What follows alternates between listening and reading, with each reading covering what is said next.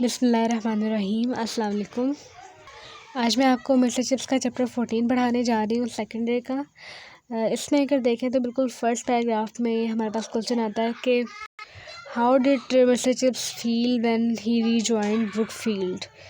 सो इसका यहाँ से कि he felt very fit and actual work was not taxing, just a few forms in Latin and Roman history, the old lessons and even the old pronunciation।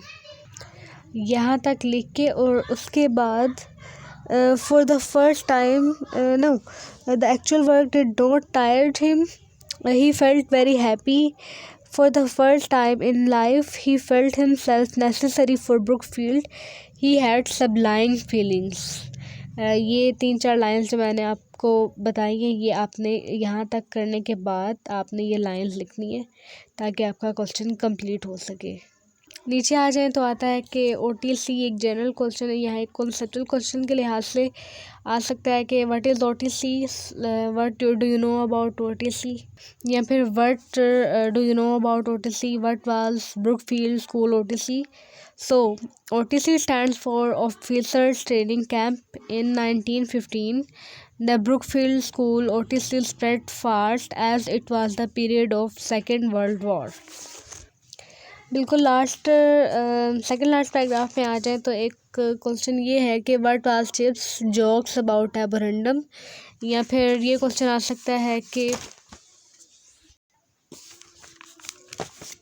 What did mister Chips called abhorrendum. तो mister chips या जो Mondays को एक dish आती थी उससे एबोरेंडम कहा जाता था। तो इसको प्रॉपर आंसर में जब हम लिखेंगे तो लिखेंगे mister Chips criticised the rationing system, RATIONING rationing system during the first world war in humorous manner, यानी वो मजाक के स्टाइल में बताया करते थे। He observe that poor quality of meat called risole was served to students and it was served on Mondays. Chips humorously named it aborandum. So what is meant by aborandum? So aborandum means meat to be abhorred, meat to be abhorred।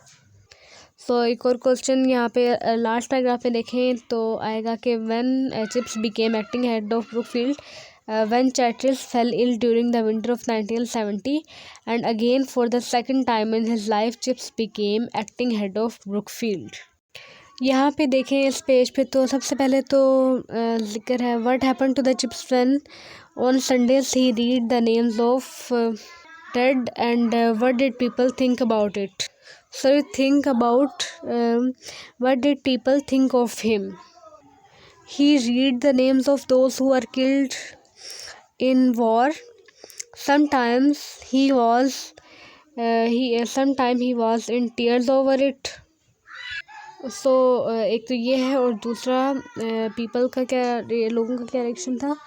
The people did not hate him for showing weakness because after all he was an old man।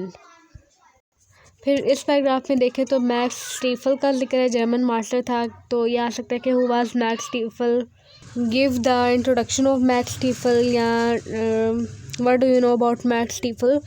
तो Max Staefel was a German, he had been a teacher at Brookfield, he made many friends there, he was popular in Brookfield and as he was a German he fought for Germany against England, so and he was killed। और इस paragraph में देखें तो एक ये भी question बन रहा है कि what did mister Chips feel about the comments of people on the issue of reading the names of Max Staefel a German master. So he was not displeased by the comments, he thought he was happy that he still had old ideas of dignity and generosity that were becoming rare in the frantic world। He resolved, इस line को ऐसे नहीं लिखेंगे बल्कि जैसे मैं बोल रही हूँ आप उस तरह से करेंगे। He resolved that Brookfield would take these ideas from him यहाँ पे जो लिखा होता है नावल में या आपके चैप्टर्स में जो लिखे हुए होते हैं ये अमूमन डायरेक्ट में लिखे होते हैं, यानी डायलॉग्स लिखे होते हैं या इस तरह के कोमास डाल के।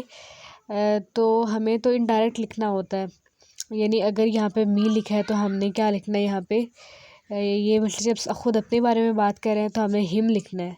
सो इस तरह से इनको चेंज करके मैं आपको इनके सब क्वेश्चंस के आंसर्स बताती हूँ। फिर यहाँ पे आए तो आएगा प्री वॉर का एक क्वेश्चन आता है, और यहाँ पे बेयोनेट प्रैक्टिस के बारे में भी आता है कि what is bayonet and what did Chips say about the bayonet practice. तो बेयोनेट क्या होता है? Bayonet is a big knife fixed at the muzzle of a gun. Muzzle mean MUZZLE of a gun. It is used for stabbing and slashing in hand-to-hand combat. About the bayonet practice, Chips said that it was a very vulgar way of killing people. He used to say that it is a very vulgar way of killing people. फिर last में आ जाएगा कि why was Chips called pre-war? Chips को pre वार क्यों कहा जाता था? Chips was against the war. It killed many of his friends and students. Therefore, he was against it. Thus, people called him pre-war. So, it was your chapter 14. Note the important points of this lesson. Thank you for listening. Thank you for your time. अगर आपको मेरी video अच्छी लगे तो उसको like, subscribe और share करना ना भूलिए। नेक्स्ट वीडियो तक के लिए अल्लाह हाफिज़।